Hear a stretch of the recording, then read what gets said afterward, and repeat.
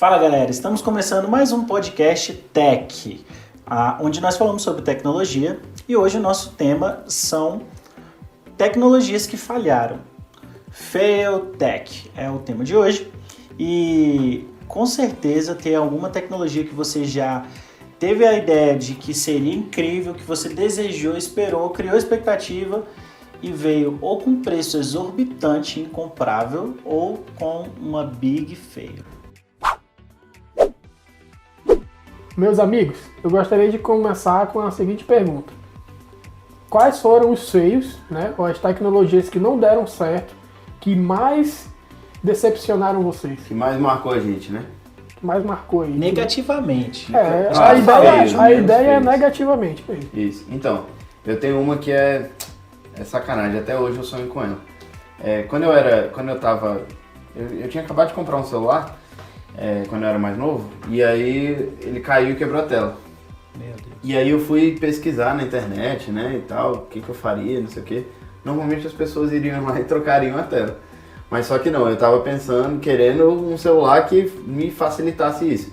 E aí eu fui direcionado lá pelo Google num celular chamado PhoneBlocks. Na verdade esse não é o nome do celular, é o nome do projeto. Que era um celular de módulos, por módulos. Então você queria uma bateria maior, você tirava a bateria que você tinha e colocava uma bateria melhor. Totalmente customizável? Totalmente. Você quer uma RAM de 8 em vez de 4, você tira a RAM que você tem, compra um módulo novo, coloca o de 8. Você quer uma tela nova, você tira a tela, o celular inteiro era por módulos. Então isso aí facilitaria muito a vida de quem precisava trocar de uma parte, tipo a tela, a bateria, qualquer coisa. Ou quem gosta desse negócio, de ficar atualizando o celular e isso... E eu lembro que eu olhei aquilo ali, assim, foi fenomenal, a galera toda apoiando e teve no Kickstarter, que eles chamam, que é para as pessoas financiarem os projetos. Poxa, tinha muita gente, tinha muito dinheiro já e eu falei, meu irmão, eu vou guardar meu dinheiro porque esse negócio vai sair. Isso foi mais ou menos em 2010, se eu não me engano. Eu tô esperando até hoje, tô guardando meu dinheiro. Tô esperando até hoje, porque não saiu do papel.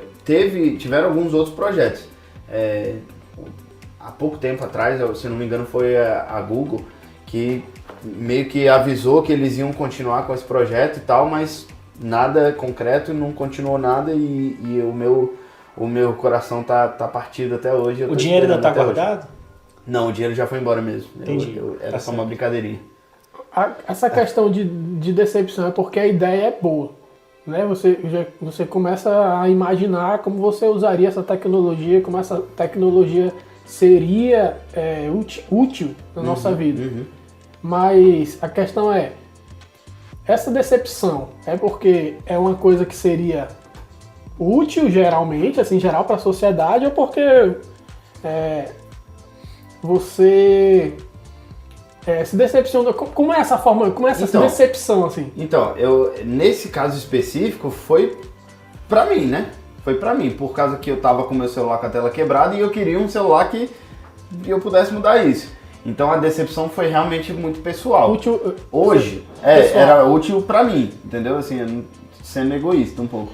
Mas eu vejo hoje que talvez a tecnologia fosse extremamente útil pro mundo.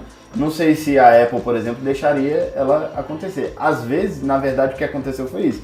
As indústrias maiores assim não deixaram a parada continuar.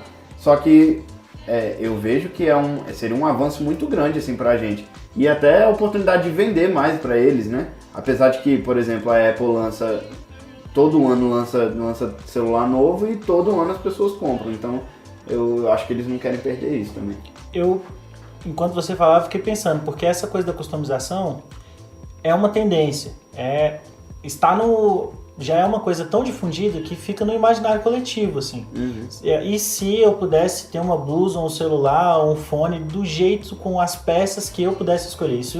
Eu acho que isso é um caminho sem volta. É uma questão de quando mesmo. Sim. Deve sair a qualquer momento. Eu, inclusive, tenho notícia. Tem alguns celulares... da Coreia, se eu não me engano, eu lembro de ter alguma coisa, ou a Huawei ou a Samsung numa parceria com a Snapdragon, fazendo customização de processadores, de alguns componentes, mas não assim totalmente customizado. Depois vocês podem até pesquisar. Se eu não, o primeiro projeto, o nome era PhoneBlocks. Ok. PhoneBlocks, com PH, né? Fone de inglês. O Tassi perguntou sobre o projeto que mais me decepcionou, e o top 1 não tem como não entregar, é o Google Glass. Eu até hoje sonho com essa tecnologia. Eu queria muito, por exemplo, eu sou motociclista. Seria incrível poder fazer vídeos tanto de moto quanto de bike. Ver o que estava chegando, mensagens que chegaram. Sim, nossa, tudo. Quem tá te ligando. Ouvindo música, piscando para clicar, curtir ou não uma foto, ou salvando fotos, dependendo de um... Eu imagino que não seja a coisa mais segura você ficar andando de moto e vendo foto no Instagram, mas...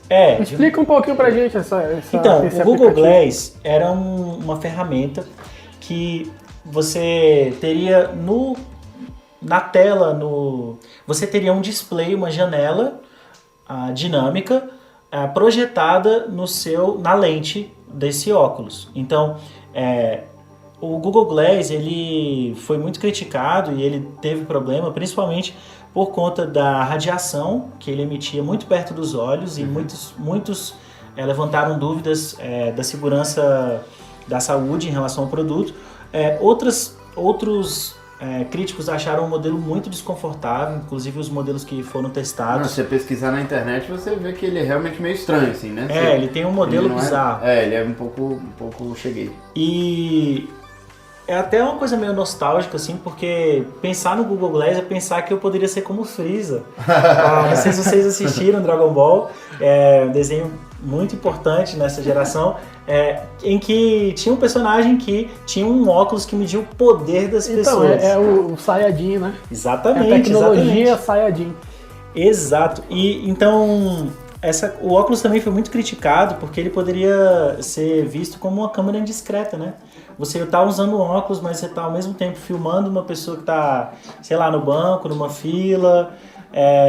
Então foi criticado no sentido de parecer ser uma coisa indiscreta, mas a coisa mais indiscreta que a ferramenta pareceu trazer foi o seu preço, porque em 2014 ele foi anunciado por $1.500. Meu Deus. Então a gente tem iPhones. Nossa. O iPhone é lançado. O iPhone mais caro hoje é 1.100, 1.200 sim, dólares. Sim, e no lançamento a gente tem iPhones que são lançados por $500, $700, historicamente. Você tem informação de quando foi? Você lembra? Em 2014. Em 2014, $1.500. Então, eu lembro, muito alto. Eu acho que, se eu não me engano, foi o iPhone X que veio $1.000. Agora, há pouco tempo, o X, o 10. Sim. A gente nem lançou o 12, a gente tá gravando aqui, nem lançou o 12 ainda. Exatamente. E o X, o 10, veio a $1.000 e a galera pirou a cabeça, tipo, meu Deus, que caríssimo. Imagina você comprar um óculos de $1.500, há 6 anos atrás. Pois é, então, mas a questão é a seguinte, a minha esperança não morreu, porque a Google anunciou de novo a parada, a ferramenta, e vai relançar com o nome Glass Enterprise Edition, com, segundo eles, uma câmera muito melhorada, e a entrada, né, USB-C, e preço, pasmem, $999. Tá, melhorou um pouco. Melhorou um pouco. 6 anos aqui depois, vai sair, né, a $14 mil. Aqui é tranquilo. Se eu vender minha moto, eu não pago. Tranquilo. Agora, estou muito esperançoso. E esse foi o principal feio, tem outros aqui listados. Mas a galera deve estar pensando, se foi, é um feio, né? Não deu certo, e a galera que está ouvindo pode concordar. Assim, essas duas coisas que vocês falaram, vocês se decepcionaram muito, né? Uhum. Mas se for olhar por outro prisma, assim, não deu certo por causa disso, e tá correto, assim, tipo assim, quem tá ouvindo, vocês estão falando do Google Glass, mas eu também concordo que não daria certo. Não, sim, a questão da câmera, eu concordo 100%, assim, eu não quero ser filmado por qualquer um por aí, sacou? A qualquer momento, sem saber que eu tô sendo filmado, entendeu? Assim, eu entendo as pessoas que não gostaram, mas eu também entendo que as pessoas gostariam de gravar o seu próprio dia. Sim, a própria coisa de moto, né? Ou até no próprio carro. Então, assim, a gente vai precisar achar um meio termo aí pra gente conseguir fazer isso aí. Porque a ideia é fantástica, mas eu entendo as pessoas porque também o ser humano, pra usar a tecnologia... ele gosta de fazer... O ser humano gosta de fazer besteira com as coisas, porque se o ser humano funcionasse direitinho, se fizesse as porque coisas se a gente direitinho... fosse criadores, né, de tecnologia e de hardware, de aplicativo, a gente pensaria. Eu pelo menos pensaria assim, né? Pô, que vai ser útil para a geração? O que vai dar errado, assim, o que vai atrapalhar na sociedade, entendeu? Eu penso tipo isso. A minha visão em relação, por exemplo, ao Google Glass é que a gente vive numa sociedade cada vez mais estética. E eu fico de verdade pensando em lives que a gente pode... Imagina, live de 24 horas. Você acordou com óculos e tá em live. Você tá lá e tal. A tarja preta na hora do banho. Tarja preta no... Não, exatamente. Então... Você vai usar o banheiro e você tá com óculos, olha pra baixo, aí tem que... Entendeu? Então, tem muitas situações muito loucas, mas tem muitas situações comercialmente exploráveis. Claro, nossa, e agora do aspecto estético.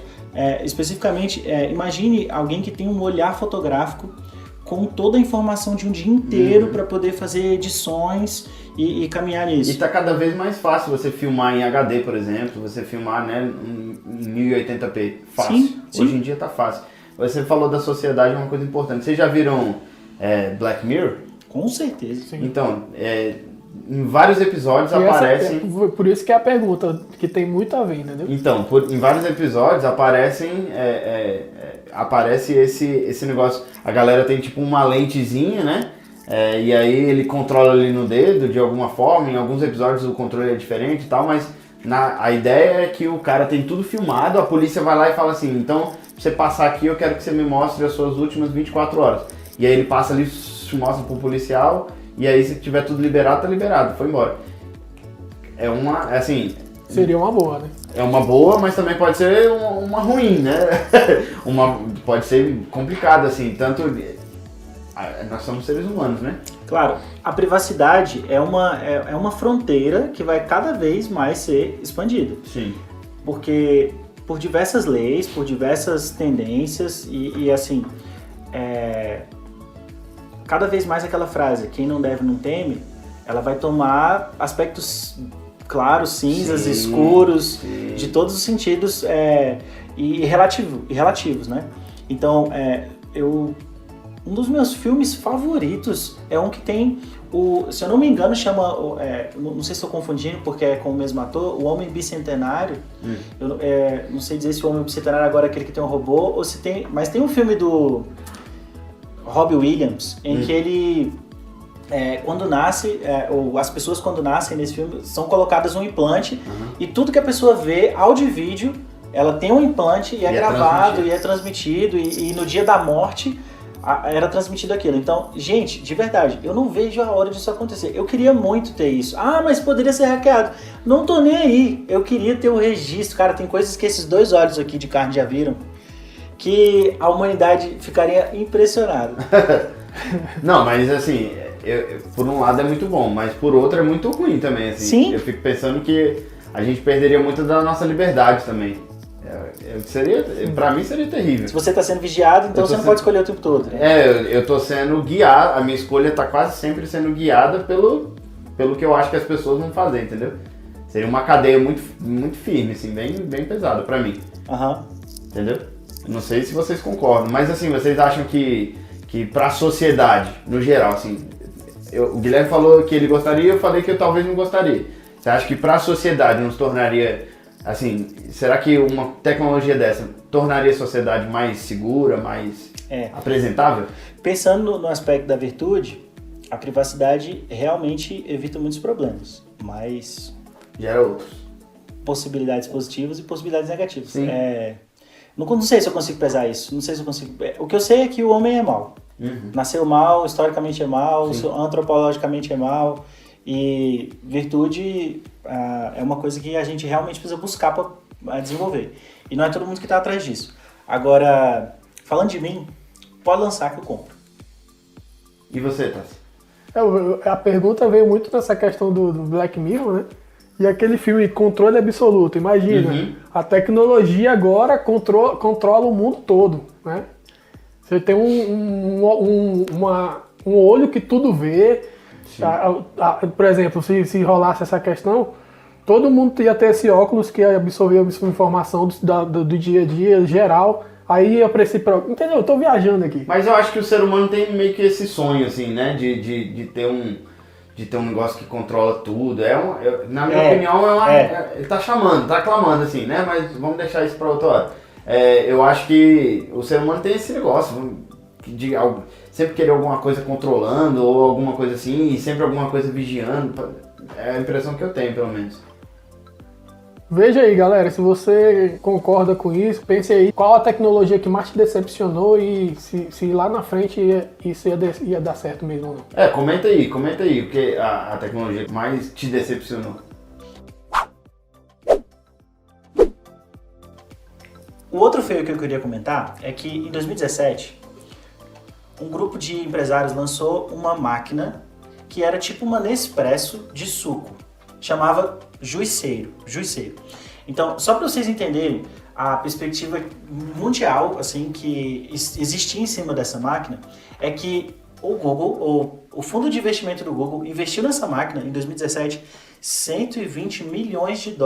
Todo mundo queria uma parte, queria ser sócio desse empreendimento, porque exatamente como o café entrou na casa de todo mundo e cada vez mais ele tem essa amplitude, a ideia era que, pelo viés de saúde, sucos em cápsulas poderiam ser incríveis. Então, é como se a gente não precisasse mais de um liquidificador, como se a gente não precisasse mais comprar frutas, a gente comprava o cartucho e ali estavam os nutrientes e as coisas boas que um suco pode trazer, né? Porque vem da fruta. Agora, onde é que falhou? Minha primeira pergunta em relação a isso tudo é assim, como que eles conseguiriam preservar os nutrientes lá dentro? Entendeu? Da cápsula, por exemplo. Hoje o setor alimentício desenvolveu vários conservantes e com certeza teria uma validade curta para consumo rápido, inclusive pensando na multiplicação dessa compra de cápsulas. Tá bom. Agora, o problema é o seguinte, que eles realmente conseguiram fazer cápsulas com sucos. Só que o que as pessoas descobriram? Que se você rasgar a cápsula e bater o suco no que você já tem no liquidificador ou num copo com água gelada e açúcar, talvez, se você quiser. Você não precisaria da máquina. Você não precisaria da máquina. Então, o projeto falhou e foi um big fail, big fail de milhões. E só não, se tivesse ido mais adiante, seria um big fail de bilhões, assim. Sim. Porque tinha todo um pressuposto bacana, só que na hora da execução, na prática, falhou. Sim. Então, é exatamente como o Galaxy Note 7, deixa eu citar, que em 2016, a Samsung, que na época tinha 17% do PIB sul-coreano, 17% do PIB de um país inteiro, a Samsung na época, ela tomou uma queda. Com esse problema do Galaxy Note 7, porque a bateria explodia. Na cara da pessoa, no colo, no bolso. Era um celular incrível, um pouco maior, grandão, mas assim, fazia tudo, em teoria... Inclusive explodir. Fazia tudo, fazia tanto que não aguentava, explodia a bateria. Então, existem alguns componentes, existem algumas coisas de projetos que na fase de execução tem muitos problemas. E esse é um exemplo. Então, por exemplo, a Samsung teve uma queda de 30% no seu faturamento, no seu lucro, na real. Não, faz todo sentido. Eu não compraria. Sabendo que é possível isso, eu não compro nunca. E o número mais esmagador desse problema, 2,5 milhões de recall. Aparelhos, 2 milhões e meio de aparelhos. E assim, é uma coisa, e esse é um problema que você resolve, você paga, você devolve, mas você nunca mais limpa o seu nome. Está manchado. A Samsung sempre vai ser marcada pelos telefones que explodiam. Então... Eu tenho um Samsung S6 que eu uso de reserva para algumas situações. Quando eu tô ouvindo música ou andando com ele por aí e ele começa a esquentar no meu bolso, cara, eu tiro, Já fico meio... Não, eu fico mesmo, porque eu só tenho uma perna direita.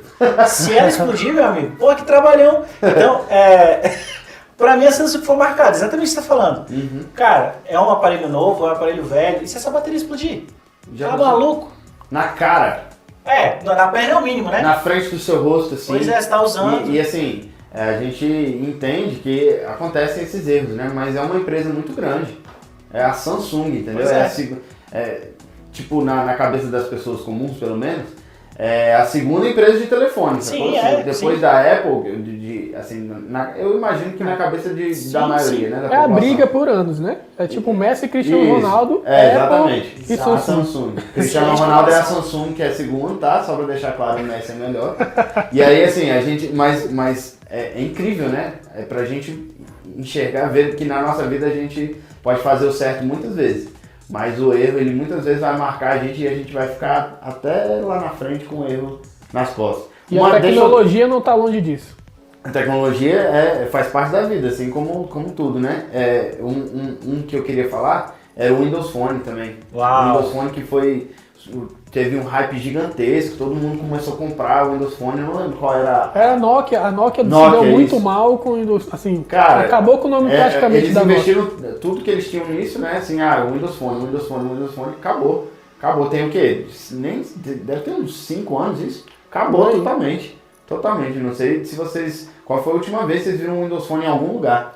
Se você conhece alguém que tem um Windows Phone, compartilha esse episódio para Por essa favor, pessoa que manda ela tá esse- precisando. Manda essa pessoa comprar um iPhone, comprar um Samsung aí, porque o negócio tá feio. Mas é legal isso, é muito legal a gente enxergar parar para olhar, né, esses feios assim, a gente parou para estudar essa semana, essas coisas, e a gente, puxa vida, a gente viu muita coisa que deu muito errado, eu também vi muita coisa que deu muito certo, né, assim, a gente tem iPhone na nossa mesa hoje porque Teve deu muito certo. que feio. Porque não, sim, mas assim, um dia teve que dar certo. Sim. Tiveram muitos erros, o Guilherme tem até um feio aqui da Apple, né? Muitos que foi sério, assim, mas... É um feio esquisito. Deixa eu falar desse feio. Uhum. O Lucas tá falando, a gente só tem iPhone hoje na mesa porque muitas coisas ousadas foram executadas e se mostraram bem sucedidas. Mas, por exemplo, a Apple, que muita gente venera, tem uns iPhoneiros por aí. Só pra deixar claro que ele tem um iPhone também, tá? Guilherme. Eu tenho um iPhone e um Samsung S6, então não fala mal de mim não, que eu tô no mesmo pacote de farinha que você. Agora, por exemplo, a Apple dominou o mercado de computador pessoal de 1977 a 79, 2 anos, mas foram 2 anos incríveis com a venda do Apple II. E aí, o computador... O que é o Apple II? O Apple II é um computador pessoal criado... aqueles coloridinhos? É o MacBook. Tipo um MacBook, só que a gente tá falando do final da década de 70. Sim. Era uma coisa que a gente não consegue comparar, Legal. mas realmente dominou o mercado porque tinha alguns poucos jogos, era muito útil em escritórios e era muito melhor do que os concorrentes da época. Então, por 2 incríveis anos, a Apple dominou o mercado e aí, de repente, eles estavam sentindo que estavam ficando obsoletos e eles criaram o Apple III. Agora você veja bem, estamos falando do ano de 1979. Na verdade, 1980. O Apple III foi lançado, eu não sei qual é o problema da Apple, eu realmente acredito que eles entregam muito valor, mas às vezes eles acham que entregam valor da vida inteira. Eles cobraram no Apple III $4.500. Na época, em 1979. Era uma casa, um carro. Cara... Não, nos Estados Unidos hoje você compra um carro por $5 mil. Então Pois um carro bonzinho. Bom. Que funcione. Então, olha só, eles tiveram vários problemas, principalmente porque ele não foi projetado pelo Wozniak, que era o companheiro do Jobs. Então, o Jobs ainda tinha muito a aprender até conseguir entregar o histórico iPod. Então, e foi um computador desenhado apenas pela equipe de marketing. Então, foi um computador pensado para vender, só que não foi um computador pensado estruturalmente. Então, ele tinha vários problemas, ele travava, as peças se soltavam com o tempo, tinha problemas de acabamento, tinha problemas de super esquentar, superaquecimento, exatamente. Então, a gente tá tirando selfie hoje com o trabalho de muitos Big Fails. Uma montanha de erros. Uma montanha de erros. Só para você ter uma ideia, foram fabricadas 75 mil unidades deste computador. E 14 mil unidades foram devolvidas. Foram devolvidas e pegaram dinheiro de volta. Então, e assim, as outras 61 mil não foram vendidas. Caramba. Então, big Totalmente, feio. praticamente. Total feio.